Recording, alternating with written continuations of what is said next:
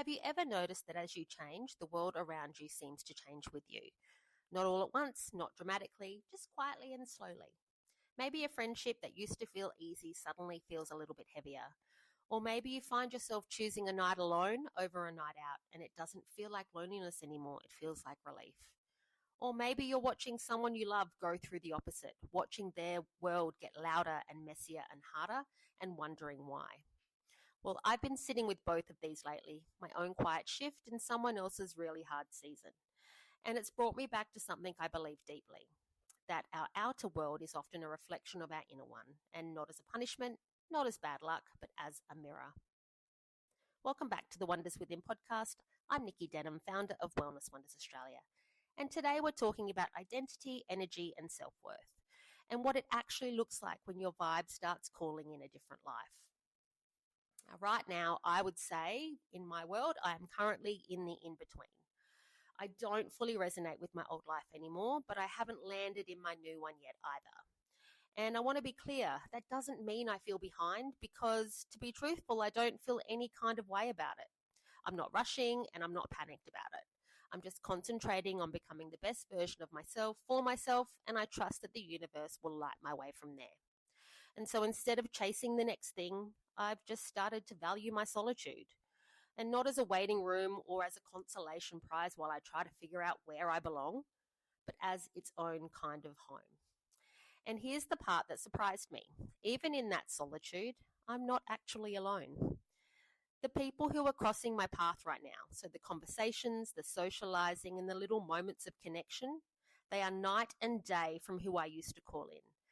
They feel to me like a higher frequency, and they feel aligned with who I'm growing into and not who I used to be.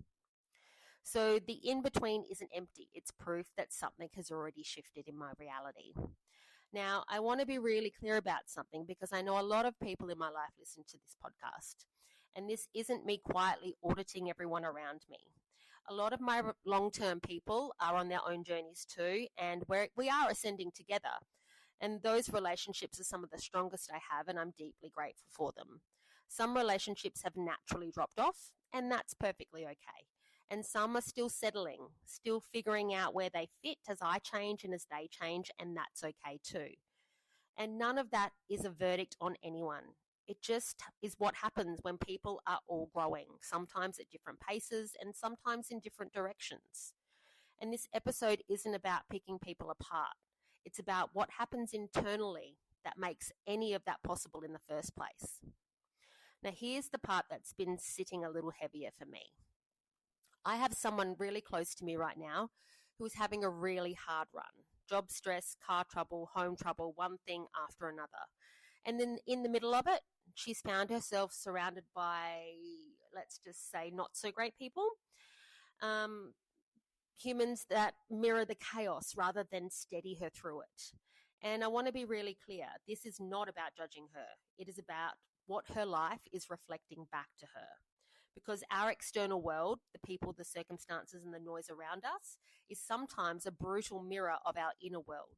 Not because we deserve the hard stuff, but because when we're overwhelmed and depleted, we don't have the energy left to be discerning about who or what we let in. And it's not punishment, it's proximity. Chaos calls in chaos the same way that calm calls in calm. But I don't think it stops there. I think it goes deeper than being overwhelmed. I think it is energetic alignment. Her world isn't just reflecting her stress. It's reflecting how she feels about herself deep down. And what I see watching her is someone who wants a better life, who wants better people in it. But somewhere underneath that wanting, she doesn't fully believe that she deserves it. And that's the part that will keep recreating itself no matter how many times the external circumstances changed, until it's addressed at the root. Because wanting a different life isn't enough on its own. You have to decide who you want to be, your identity, and then touch base with that daily, sometimes multiple times a day to actually stay aligned with it. Otherwise, the old self-worth just keeps quietly steering that ship, even while you're hoping for something different. And watching her go through that next to what I'm going through has shown me something really clearly. As I turn my energy and my love inward, my life is naturally evolving. Some people are dropping off, new people, new insights are arriving in their place, but I'm not forcing any of it. I'm just turning inward, and then the outside reality is responding. And I'll admit something else while I'm being honest with you all.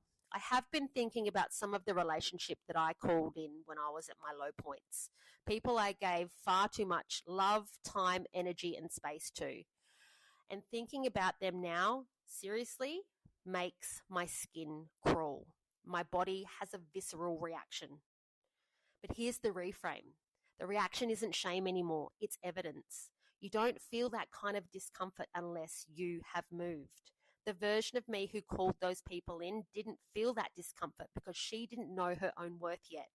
And the fact that I feel it now means that I do, and that is massive.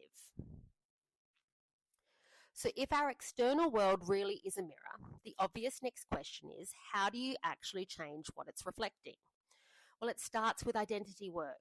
And step one isn't some grand reinvention. It's way simpler than that. First of all, you need to get honest about what your life looks like right now. So maybe that's looking back at who you used to be, or maybe that's looking around you right now at what's currently in your life. Either way, that discomfort, whether it's a memory that makes your skin crawl or a feeling in your body when you look at your life today, that is data. It's telling you something true. Second, ask what belief is sitting underneath it. Because underneath every relationship or situation we call in, there's a belief around our own self-worth running quietly in the background. And this belief is the root. The people, the circumstances, they're just the symptoms. This applies whether you're examining your past or your present. And third, choose one quality, not a whole new personality. Something like, I want to be someone who protects her peace, which is exactly how I started, and that's what I really value now. Or it could be, I want to be someone who doesn't shrink to keep the peace anymore. Pick one thing that you can hold on to and keep coming back to. That's easier to actually practice through the day rather than trying to become a whole new person overnight. And finally, let your environment be the feedback, not the goal. You don't have to go chasing a new life. Turn your energy and your love inward toward that one quality and let your world respond in its own time. Some people will fall away because they match the old identity, and some will arrive because they match the new one.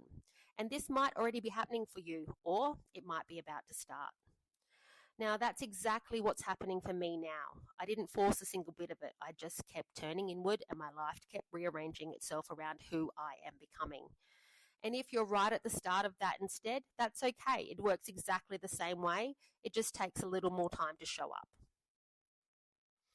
Okay, so here is what I'd love for you to sit with this week. So go grab your journal, find a quiet moment and ask yourself, who am I becoming?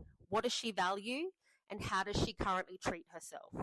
And if I could choose just one quality to focus on this week, what would it be? And then check in daily. Come back to that quality each morning or whenever you need to. Let it guide the small decisions that you make throughout the day, not just the big ones. And then look around. What is your current world reflecting back to you? Not to judge it, just to notice it with curiosity. Because the truth is, you don't have to chase your new life. You just have to keep focusing inward and on who you're becoming, and your world will catch up to you. Now, if this episode had you thinking about your own in-between, the people that you've outgrown, the ones you're still calling in, or the identity you're quietly becoming, I would love to hear about it. Please pop over to my socials or send me an email. The links to contact me are all in the show notes. Now, thank you for joining me today. I want to leave you with something really simple. You don't have to have arrived anywhere to be exactly where you're meant to be. Keep focusing inward, keep pouring your love and energy into the version of you that you're becoming, and watch your outer world start to change and align with her. Until next time, bye for now.